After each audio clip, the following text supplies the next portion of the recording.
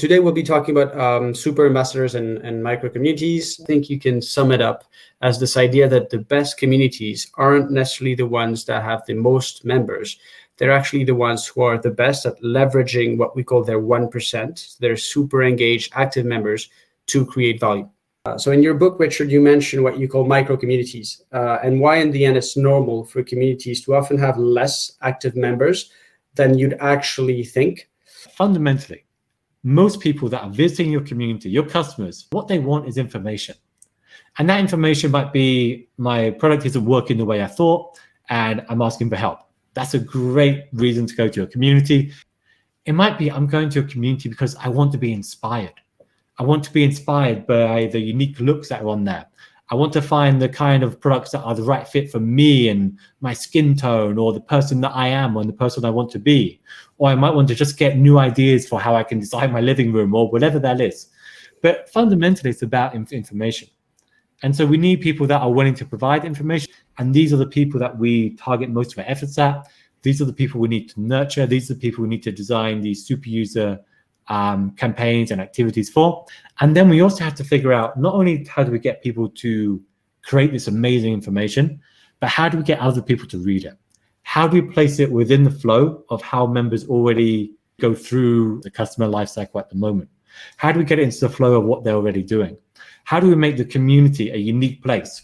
How does the community right now compete against, say, Instagram or social media channels? What is the unique thing that only can happen in your community? And if we get the balance of those two things right, everything else slots into place. But we don't have a homogeneous mass of people all sharing their brand love with each other. What we have in almost every community we've ever looked at is a tiny number of people that are sharing a lot of great responses. And then we have a large number of people that are asking one or two questions, and that's all they need. And that, when we begin with that understanding, it's a lot easier to design the kind of efforts and community activities that we want. In the end, it doesn't matter if you have like 10,000 users. The key thing is having the right users at the right 1% or the right micro community. It's ironic that the goal for most communities is to try and drive as much engagement as an activity as possible. I would guess around 80 or 90% of the clients I've worked with over the last 10 years, including some of the largest brands in the world, their goal is to drive as much engagement as possible. But you actually don't need that much engagement to have a community that is generating a huge level of value for its audience. Take support. Support is one of the most common reasons to build a brand community. It's amazing to have a small number of people answering most questions. It means your customer support team don't have to do it. It means there's a lot of call deflection that's going on here. If you look at the Adobe online community, the most popular post in that online community ever is, how do I open a file in Adobe Photoshop? The most beginner level question that you can imagine, but clearly it's generating a huge amount of value for the organization. Now, if you get 50 of them, suddenly you have a tremendously valuable community. If you want a community that provides reviews and testimonials and case studies and sharing content, you don't need more and more reviews. Like if you've got 20,000 reviews on your site, having 20,001 doesn't make a big impact. What you do want is a small number of high quality reviews. So a small number of people, if properly motivated and nurtured and engaged with in the right way, have a tremendous level of impact and provide the majority of value that is gained through developing a brand community. And this, by the way, just to clarify, this is a relief. If you've been chasing engagement metrics all this year, that's not sustainable. At a certain level, the level of engagement is going to peak. And so you have to think about what comes next. Within your community, there has to be 1, 2, 3, 5, 10 people who actually have reach on Twitter. They have reach on Instagram. They have a certain number of followers. In nearly all cases, the top 100 community member, when you combined their reach on Instagram or Twitter, they actually have more followers than the whole brand. And so in that case, you also find, well, if I get 20, 30 people, I'm already creating value. You want to get those 1%. How do you go about finding these guys? The easy way is doing it is you look at your community, you see who some of the most active members are, the people that are participating the right way, have a good interest and seem like a good fit. And then you reach out to them and say, hey, can you join this program? We'll give you this access, this status. And this can work well, but it tends not to be recruiting people for specific skills or expertise. It tends to be just trying to recruit a group of people together to perform more of what they're already doing.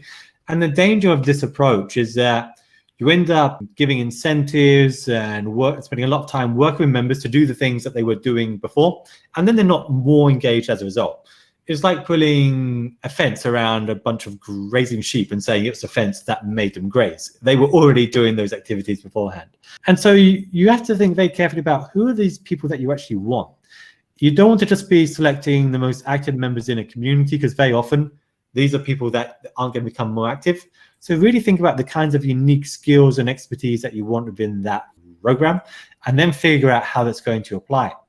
And one of the best things you can do is get a whole data set like this. You can pull together all the different posts are made, the uploads are made, the approved reviews are made, the registration dates, all these kind of things, and think, okay, we're going to have a combination of people here that are the top members of the community because we think we want these people engaged here.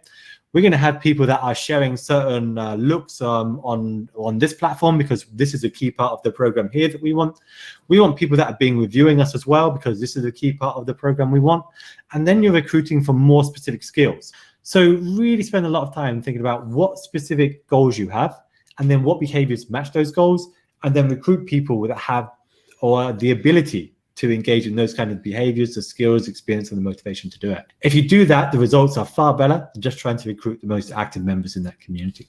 I think the last kind of key question that we'll answer is, how do you actually reward these users? Or I think using the word reward is already kind of like answering the question in one way and not the other. But how do you actually get these guys active? I think a better term than reward is persuade. How do we persuade people to perform the behaviors we want? Because you have to think about the idea that people engaging with one another in a community like this, answering questions, sharing content, it's a profoundly weird thing to do when you really think about it. No one goes to their local supermarket and offers to stack the shelves. When you're thinking about rewarding, we have to really move away from that mindset that people want to be paid in some way or they want free stuff, because they don't. What they want is a feeling. A while back, I was working on a community where we wanted the top members of that community to share videos. And one of the rewards we offered, the most powerful reward that we ever offered, wasn't swag, it wasn't any of those kind of things. The most powerful reward we ever offered was training to make better videos. We paid for training, and the top members in the community were given tips and advice to create even better videos. And what we found is that they loved this. They loved being trained to do what they were already doing even better. It gave them this incredible sense of influence and connection and power. And not only that, not only did they create more videos afterwards, the quality of the videos got a lot better. So what we're looking when we talk about reward is how we persuade people by giving them a certain feeling that they associate with performing the behaviors that we want.